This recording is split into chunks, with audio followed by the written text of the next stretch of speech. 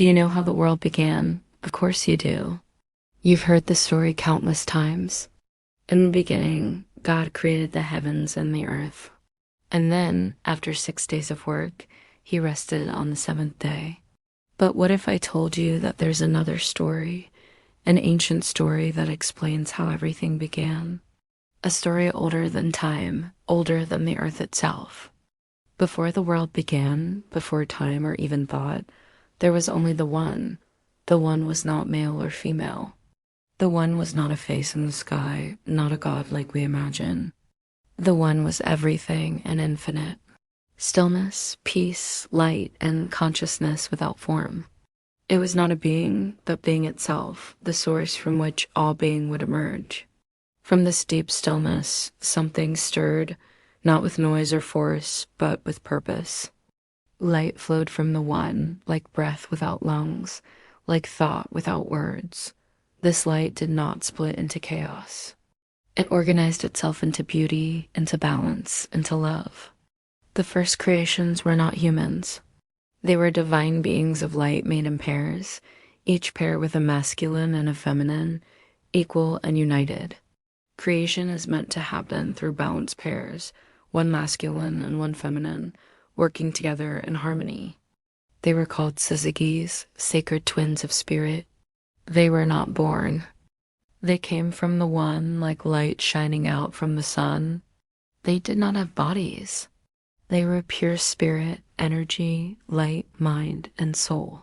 Each one carried a part of the One, a piece of divine order, a fragment of eternal wisdom, a reflection of perfect love.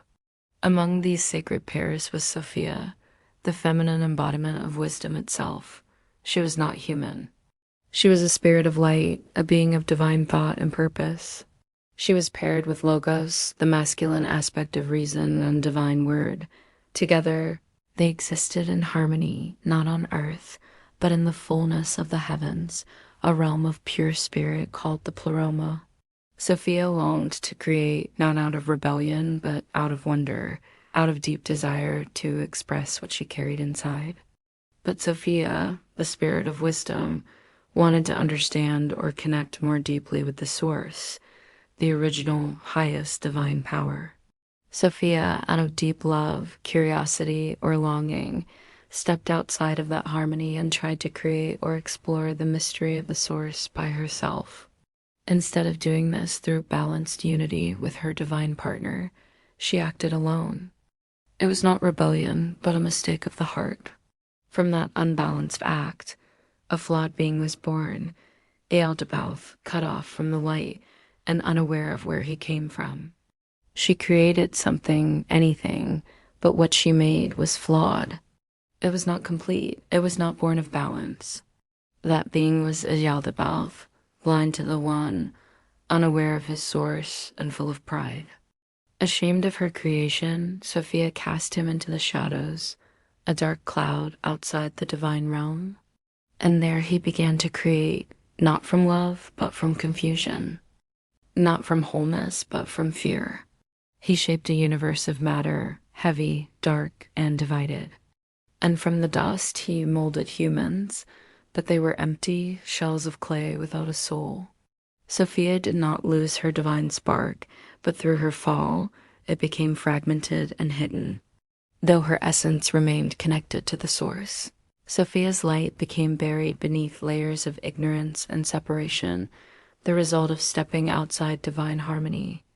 The divine light from the source was planted into humanity waiting to awaken. Sophia still retained her divine essence, but her path became one of redemption and restoration, both for herself and for the scattered sparks now embedded in creation. The divine chose to share itself with creation. It was like light breaking into countless sparks. It sent pieces of its own essence into the material world.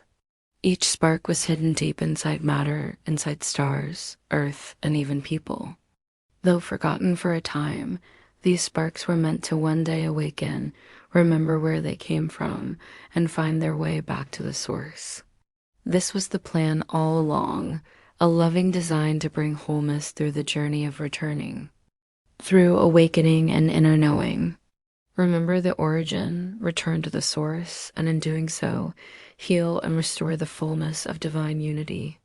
Ealdabouth saw it and grew jealous. He knew the spark was more powerful than him, so he tried to trap it in flesh and systems and lies. He whispered, "I am your only God."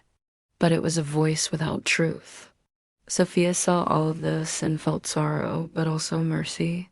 She returned, not in wrath, but in secret, entering the world through Eve, to awaken Adam, to remind humanity of who they really were, not children of a false god, but fragments of the divine.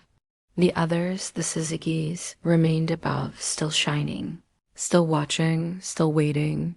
Each one still carries the truth of balance, that all creation must flow from unity, that all light was once one.